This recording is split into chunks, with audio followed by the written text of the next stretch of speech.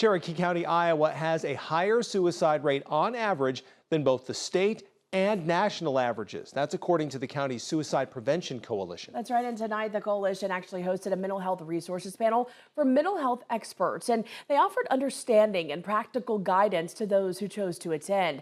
Panelists included representatives from Plains Area Mental Health, the Cherokee County Emergency Department, local law enforcement, and counselors from area schools.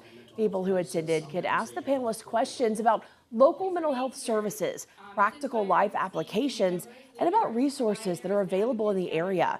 Now, this event tonight was developed from what the coalition says was a successful question, persuade, and response event that was held back in November.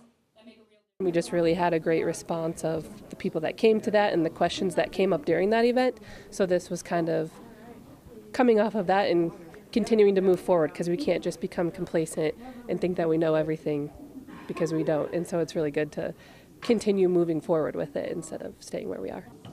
The coalition has plans to teach the public about mental health first aid. That's scheduled to take place in April.